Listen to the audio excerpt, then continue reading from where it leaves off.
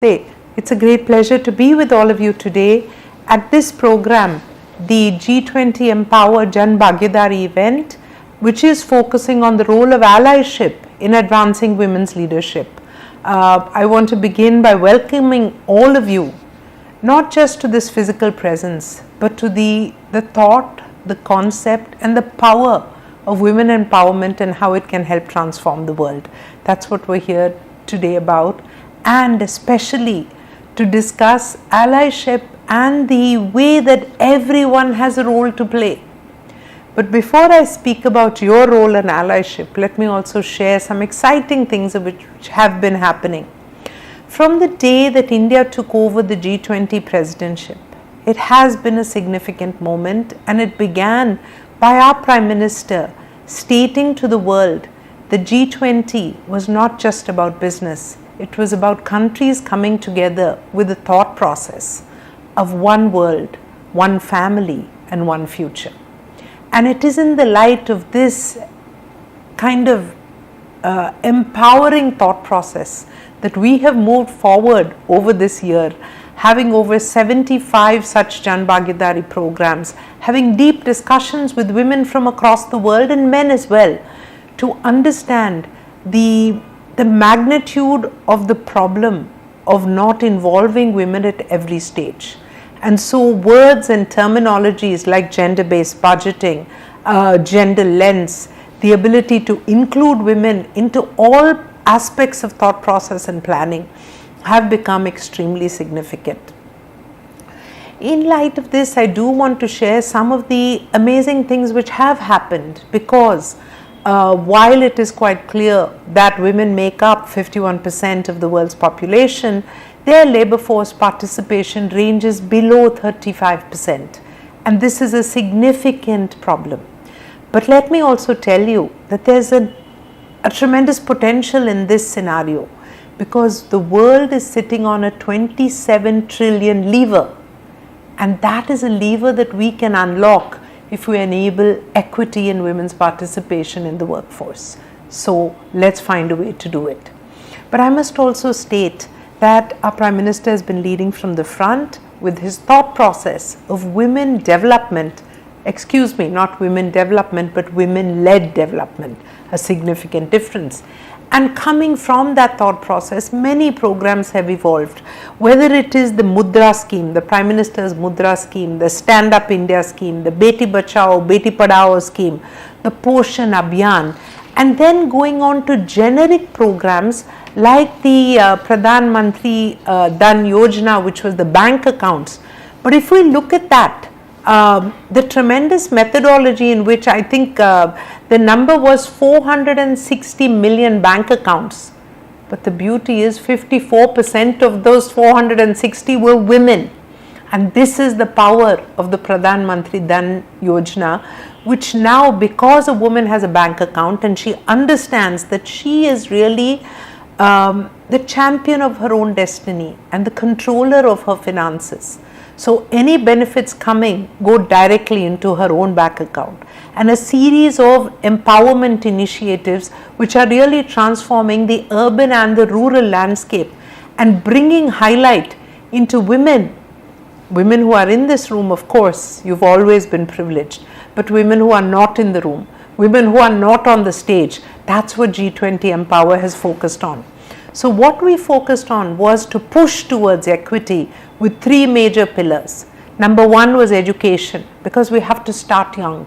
We have to ensure that women are trained, skilled, and educated for jobs and for jobs of the future, for entrepreneurship and the capability of financial business acceleration. All these became very important aspects of what we debated, worked on, evolved strategies, and came up with recommendations for the country and the world.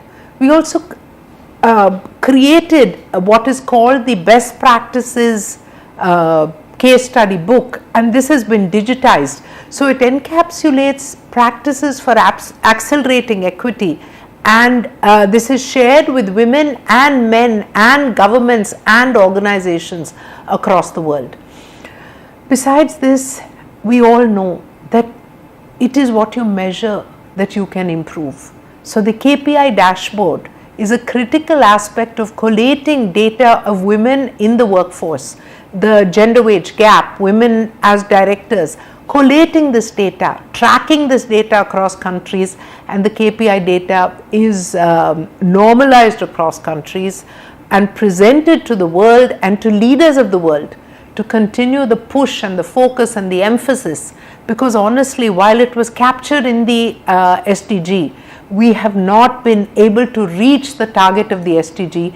We need to keep focusing on it and make sure that countries across the world achieve this number.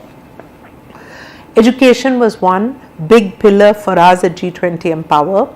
Entrepreneurship was the next, and here I'm extremely happy to say that of the MSMEs, the small scale industry, we are seeing a surge of movement and equalization, especially in startups. So I think the women-led startups make up almost 46% of all startups in the country, and this is an outstanding number.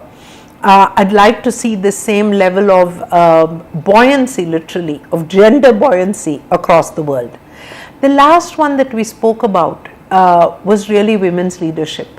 So whether it's women on boards or women as leaders of corporations, and we all know that only 4% of the Fortune 500 CEOs in the world are women. So there's a lot of ground to be covered.